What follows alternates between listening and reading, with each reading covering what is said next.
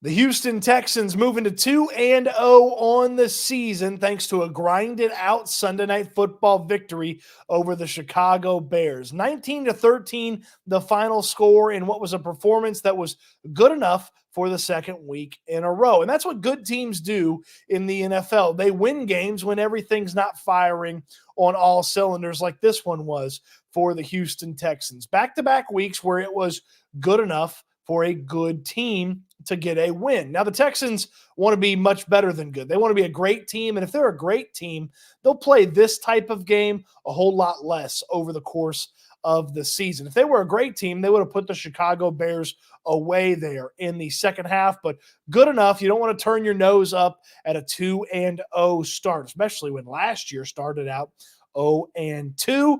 Let's find out how they were good enough with the four big takeaways from this one. We start with the defense overall. An incredible defensive performance. The pressure that this team put on rookie quarterback Caleb Williams, I mean, he is going to be hurting tomorrow. If he can get out of bed without making those old man noises like, you know, the ones that your uncles or your grandpas make when they're getting up out of the couch, like, that's going to be Caleb Williams tomorrow. This defense beat him up. 11 quarterback hits, 7 sacks in this one.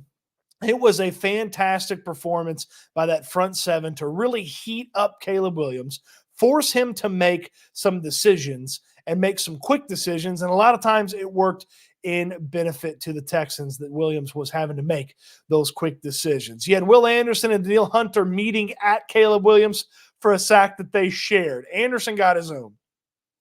Hunter got his own. Mario Edwards got one of his own. It felt like anybody and everybody was getting in on the pressure party. It started with blitzes early on. Then the Texans started overloading one side of the Bears' offensive line on third downs, and they really got after Caleb Williams and forced him to have a rough day, make those quick decisions, tested out his arm, his mobility, and beat him up. And you could sort of see it start to wear on Caleb Williams as the game went on. And as far as the Texans shutting down that rushing attack for the Bears, I mean, they had a fantastic performance. They allowed less than 30 yards rushing from running backs in this one in a game that was pretty close most of the way through. So it's not like the Bears have to abandon the rushing attack. I would be remiss if I didn't mention the 2 interceptions. Derek Stingley and Kamari Lassiter each coming away with one. A good performance from the defense. You can't be upset allowing just 13 points. Yeah, there was a hiccup here and there. They basically handed them 4 points because of Kalen Bullock's pass interference in the red zone. And Mario Edwards kept the drive alive because of a roughing the passer call. But the defense, they picked the offense up today. It was a really good performance by the front seven, the secondary. They worked in tandem really well throughout the course of this one. Now, if they face better and more consistent quarterbacks, it's going to be a lot longer day than these first couple of weeks, but they did enough and certainly turned up the heat on a guy like Caleb Williams. And I feel bad for the first immobile quarterback that the Texans face because they probably had 3, maybe 4 more on Caleb Williams tonight that he was just able to get away from. I don't know that some of the less mobile quarterbacks on the Texans schedule are going to survive if the Texans can bring that much pressure and heat on opposing offenses. So that's big takeaway number 1. We talked about how well the defense did on the Texans. We had talked about how well the Texans defense did stopping the Bears rushing attack. Well, the Bears did just as good a job stopping the Texans rushing attack. Now, watching the Indianapolis Colts earlier in the day get gashed on the ground by the Green Bay Packers, it made me think, okay, maybe that Texans performance wasn't as good and wasn't as Texan-centric as we thought it was.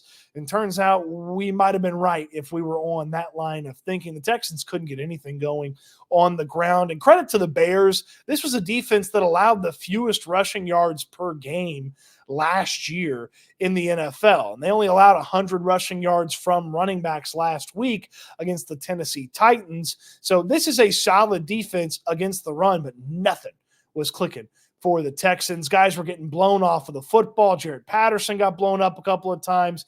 Guys weren't finishing their blocks. It made it so that the Texans' rush offense damn near needed to be perfect to get things done against the Bears, and they were far too imperfect on a regular basis in this one. Not to mention, Joe Mixon gets hurt on what should have been called a hip drop tackle. That was unfortunate. He played just, I think, one more snap or so after that. He had his helmet. They didn't have his helmet. He was on the bike. He was on the sideline, and then really is Cam Akers in there. And Akers had a couple of nice runs until he coughed it up in the red zone in what should have been the touchdown that would have put the Bears away and really cemented the finish to that game for the Texans comfortably. Instead, he fumbles, things stay close, and they remain close until the end of this one where the Texans are able to pull out the victory, but nothing clicked for this rushing attack. The offensive line as a whole didn't play very well, but it's notable after the incredible 200-plus yard performance last week on the ground.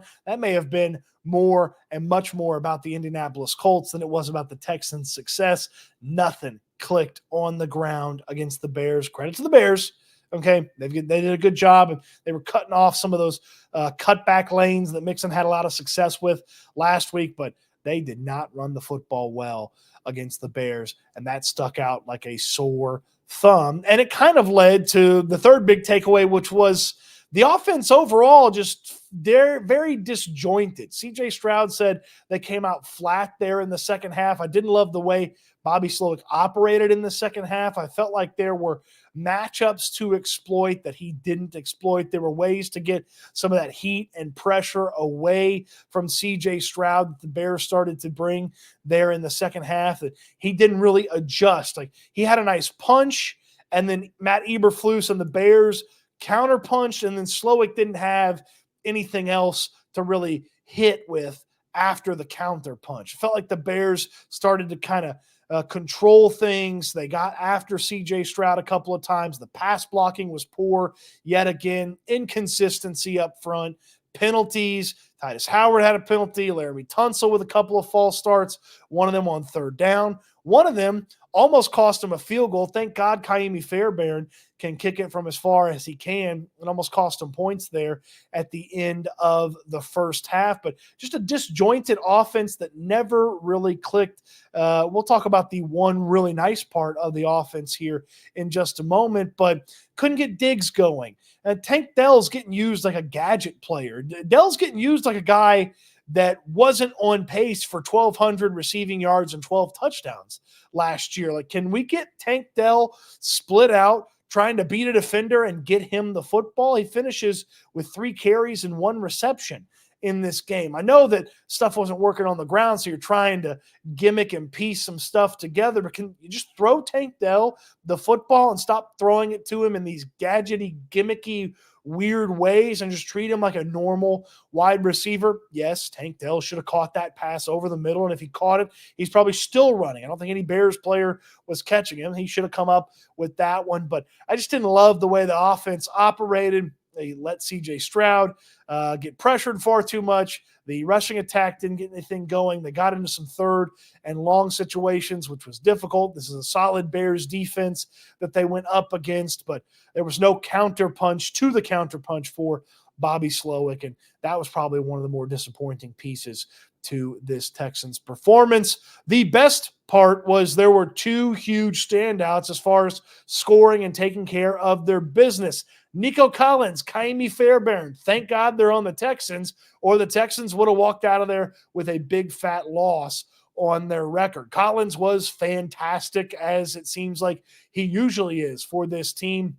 He's physical. He's tough to defend. He wins over the middle, which so few wide receivers are comfortable doing on a consistent basis. Nico Collins, not afraid to go in there, win from the slot, win outside, win over the middle, win down the field. And then even when he had the unfortunate get caught reacting to the opposing player and got the personal foul, he was able to overcome that with a really tough run, bouncing off of and going through defenders, finding himself in the end zone. He is a budding star at the wide receiver position. He's the best wide receiver on this team right now, and he is the main benefactor when things go off schedule. He and CJ Stroud are just in sync. When the play goes to hell, you can find number 12 down there somewhere. It feels like every time CJ rolls out, he can find himself some Nico Collins action to move the chains or to get some yards or get a first down or hit a big play. They just seem so in tune when things break down.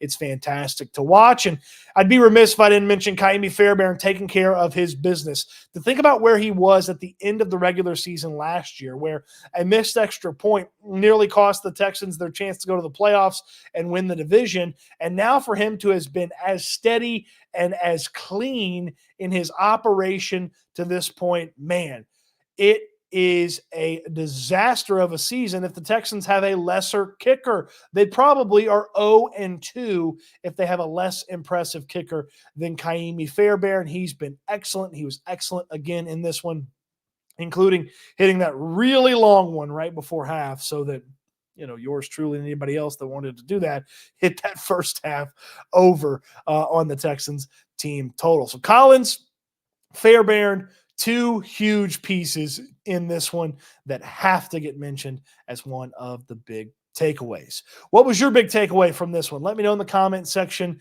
down below on your way down there. Throw me a thumbs up on the video. Subscribe to the channel if you haven't already. And don't miss S&L live 8 a.m. Monday morning for Reaction Monday. You can watch it after the fact or you can catch it live. Myself, Landry Locker from the Locker Room, we will have the 2-hour Reaction Monday show starting at 8 a.m. for you. You don't want to miss that. You don't want to miss anything here on the channel. So subscribe, turn on the notification bell so you never miss anything as well. Appreciate you watching. Hope you enjoyed the video, and I can't wait until we talk Texans again soon.